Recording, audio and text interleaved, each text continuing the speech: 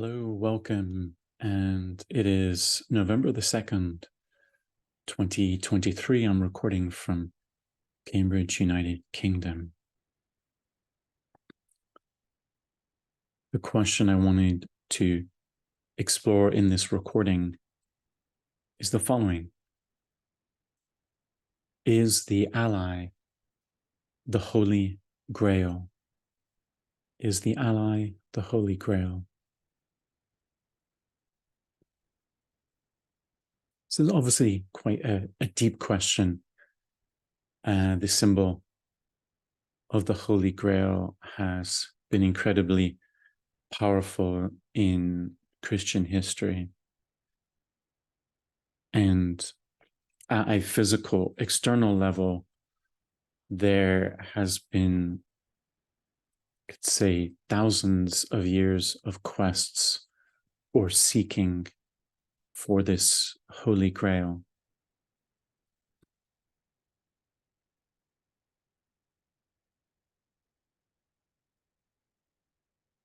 There is also another way of understanding the Holy Grail, not as a physical object from which Christ drank at the Last Supper.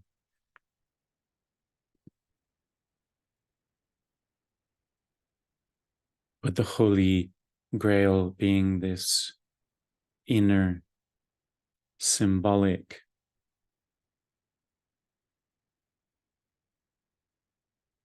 could even say imaginal reality that is the goal of the spiritual seeker, is to find that Holy Grail through a more internal process.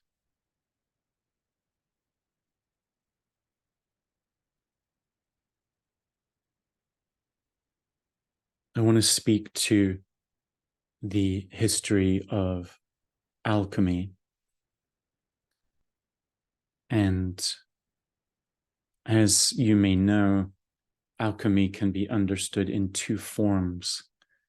The more conventional or even stereotypical understanding of alchemy is that it was, the image of it is a bunch of, let's say, guys in medieval Europe, in huts with beakers and flasks and flames, trying to turn base metals like lead into gold. And so alchemy, in a sense, has a bad rep in contemporary times from the cultural and scientific point of views that we hold. They seem a little, how would I put it, delusional, these old alchemists. Now, ironically, there's something that's actually an irony there. At least I will share it from my own point of view, that when I heard of these alchemists and their attempt to transform lead into gold, I thought, well, isn't that silly? Because that's not possible. Now, it turns out that they were actually right. It turns out that they were actually right. You can transform lead into gold. And lead into gold has happened scientifically, physically. But there's a problem with that. The problem is that you need essentially particle accelerators, super colliders of the kind that you see at CERN in Switzerland. You need the most expensive particle accelerators in existence in order to turn lead into gold. So it has been done. But the takeaway from that is it's incredibly expensive. So the cost of turning lead particles into gold particles is not financially viable. But there's something very interesting here. We can see these alchemists weren't delusional. They were correct in their intuitions that this was possible. They just didn't have the scientific equipment to make that possible. So in a sense, we're addressing, but also enlightening ourselves to some of the stereotypes we have about who these people were.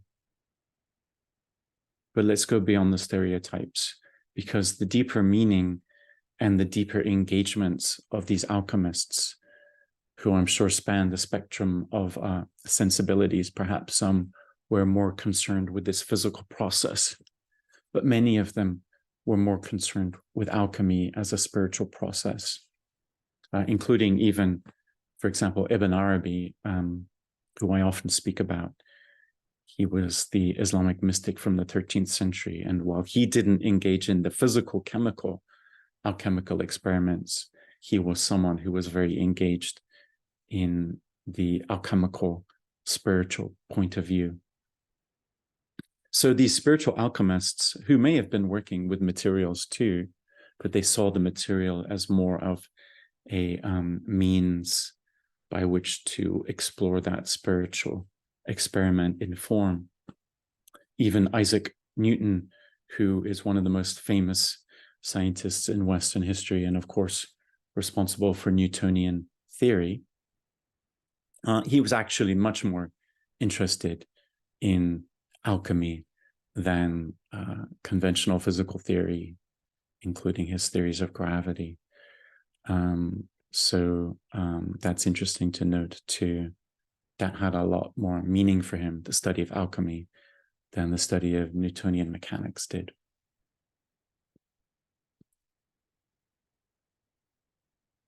So what's the connection here between alchemy and the Holy Grail?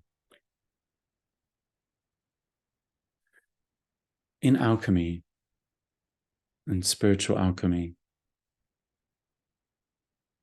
the goal is to discover or to create the philosopher's stone, to discover or create the philosopher's stone through the alchemical process.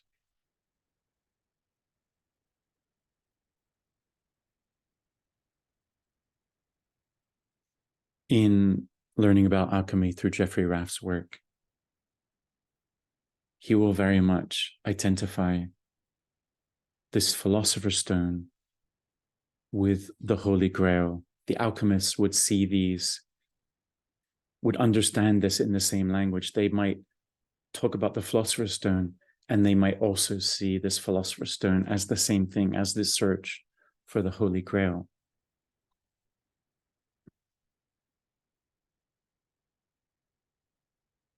There is something in which this philosopher's stone, this Holy Grail, is like a symbolic reality that is containing our personal capacity to access the deepest truths or meaning of the divine, of God.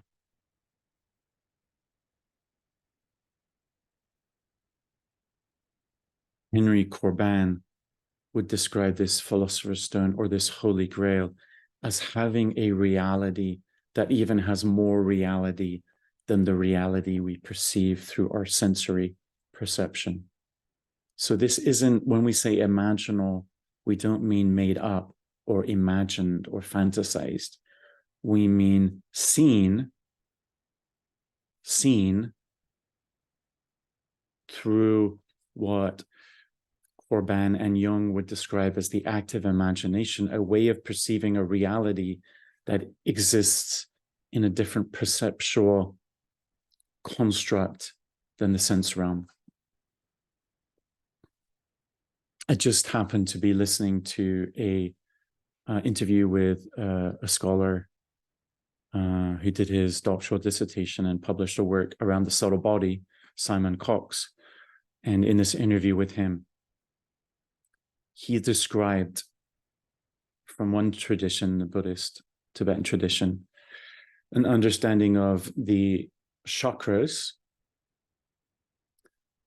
that the navel chakra is also connected to the eyes. The eyes. So the visual sense of seeing emerges as rooted from that navel chakra. That's an energetic correlation or linkage between the energetic structure or the chakra and the way the physical seeing and sight emerges. So as I was reflecting on that, I was also reflecting on the way that in Korban and Raf, and perhaps even Jung's seeing, they would see the heart as the organ of active imagination, which perceives the imaginal realities, perceives the reality of the noetic, of the pure intellect, of, you could say, the heavenly, through what is symbolized in the imaginal to each person. So there was a understanding of the heart, you could say, chakra or energy center being part of that organ of perception. And from this Tibetan understanding, there was another perception of the navel. You could say it's like the one chakra or two chakras lower than the heart as being involved in this visual seeing. But I wonder if we can, in that unpacking of there being sensory ways of seeing that are also tied to different energetic centers, we're seeing how there are affirmed ways of seeing that aren't just sensory, or that might even function in two ways. There might be a chakra that functions with a sensory capacity, and then also another capacity, other ways of seeing. Coming back to the Holy Grail, to the Philosopher's Stone, and asking, is the ally the Holy Grail?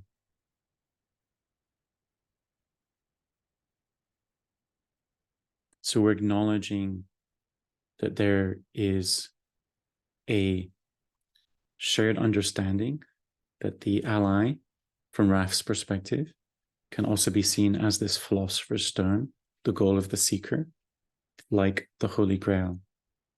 So in one sense, we can say maybe, or we can say yes to that question, is the ally the Holy Grail? So I don't want to just skip over that with a concluding statement like that. I really want to just pause for a moment, and because when we're talking about the practice of ally work, to understand it, having that capacity or potential for it to have that level of meaning for us as a Philosopher's Stone or Holy Grail is incredibly profound.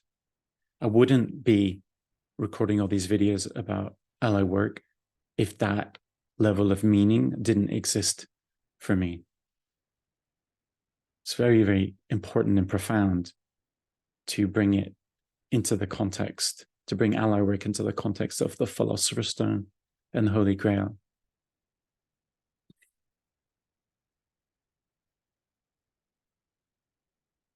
What else do I want to say about that?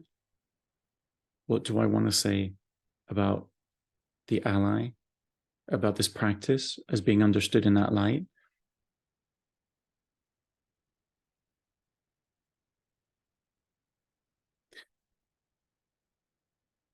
First, I want to very briefly tie this image of the ally, the Holy Grail, to what I mentioned in another video about Meister Eckhart's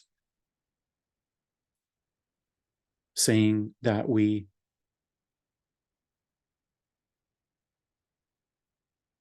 can access or engage with God, the divine, through this intermediary symbol of what he called the golden chalice, which of course has immediate resonances with the concept of the Holy Grail. So again, really bringing the hard hitters, the heavy hitters from contemplative history, Meister Eckhart, saying, yes, there is this golden chalice in which our imaginal embodying and participating in, it becomes a transducer for our connection to the divine. I wanted to name that other reference point. And then to speak from my own kind of personal explorations as to why the ally is very meaningful to me in terms of how it's functioning as a practice. And as a relational orientation. When we think of an object in a visual form, like let's say a tree or a literal cup or grail, it is fixed imagistically. When we look at it with our sense eyes, it doesn't change. It has a solidity and a stability. So there is, you could say, a limitation to its form. To put it simply, there's a limitation to its form.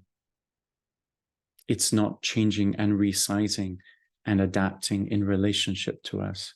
I think this is sometimes why we have such fixed notions about what existence or reality is, because there's a certain visual stability to our sense perception. And so we do not, especially if we have a empirical scientific education, we do not even have, let's say, a grammar to conceive of a reality beyond that visual appearance.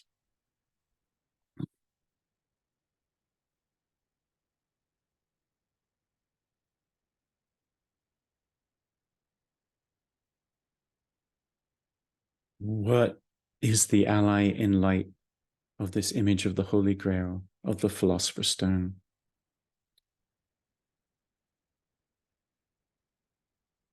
To introduce a metaphor from quantum physics, we think about dimensions of reality. We think about one dimension being a point, two dimensions being a line, three dimensions introducing space or depth.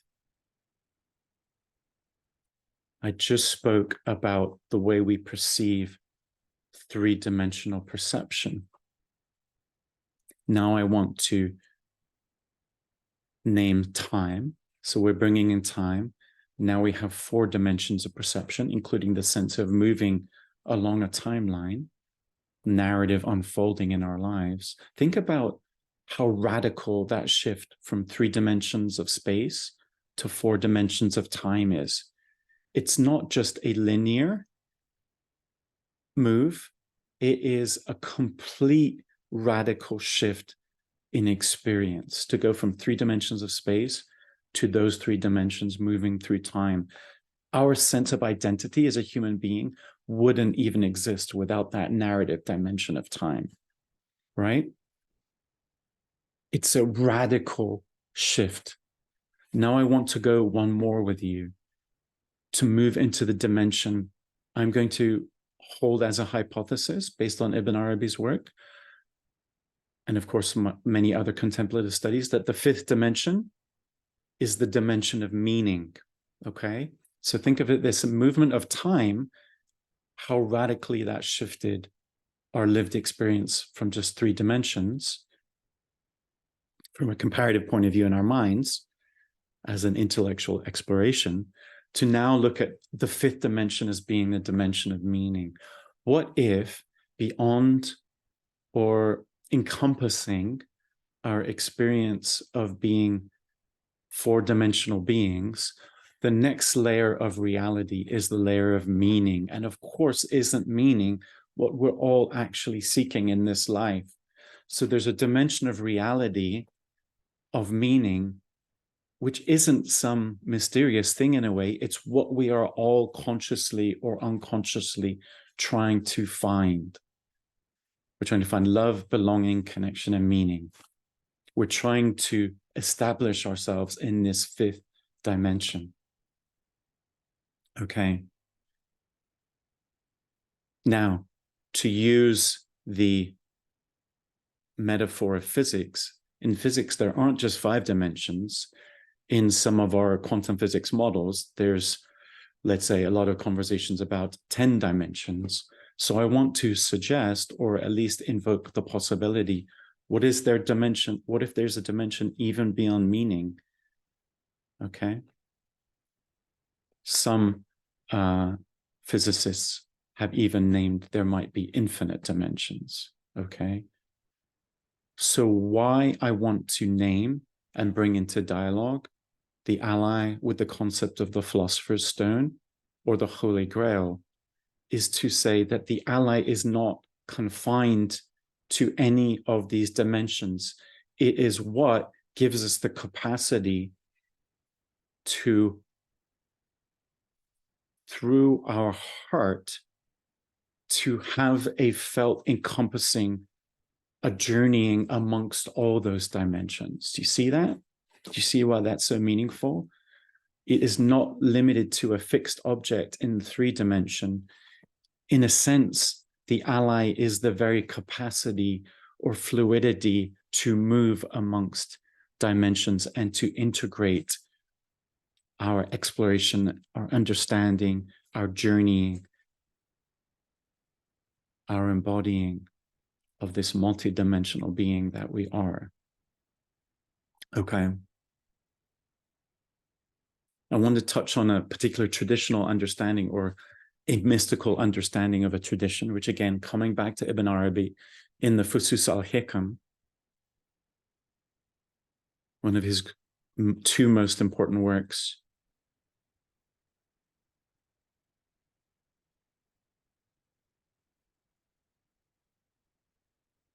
It's very understood from the Quranic teaching. The human has this special function or place in which it, in being created in an image of the divine as a way for the divine to recognize itself, in the construction of the human being, we have this capacity through our heart to encompass dimensions that are beyond physical cosmological dimensions. So you could think about many different beings being constructed with many different, let's say, limited forms of presence or limited access to, let's say, some but not all presences. Okay, think of a presence. Presences as like a dimension or a layer of being. And depending on the construction of different beings have access to different presences. There are some presences which are called also now I'm getting kind of deep in this, but are also called universal presences, which kind of integrate different layers of presence together. I don't want to get too deep in this because this is a deeper subject that I'm also not completely articulate on.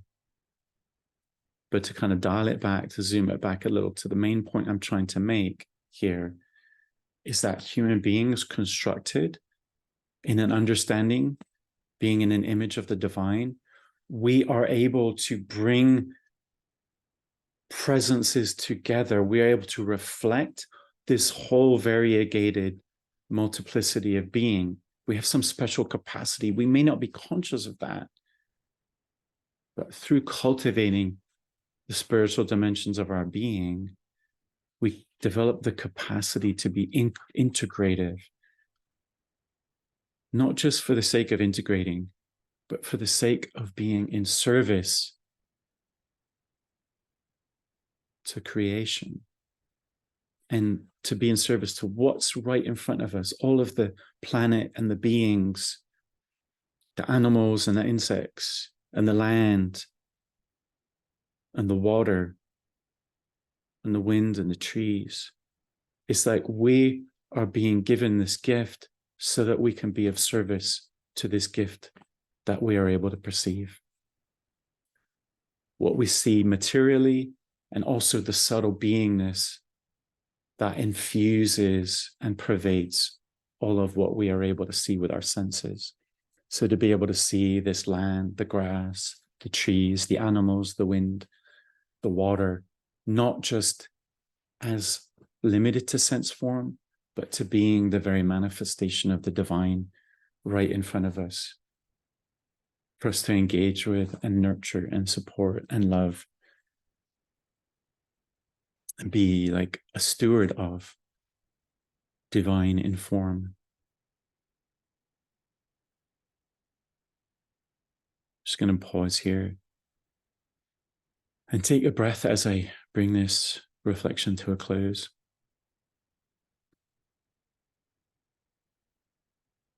And inviting you, wherever you are in time, whether it is contemporaneous with me here in 2023, or at some point along the timeline of the totality of time, to invite you to explore the potential of this very, very simple practice of ally work that can open us up into highly refined and complex engagement with the investiture of our being. And thank you for listening and your interest, and sending many prayers and blessings your way. Thank you.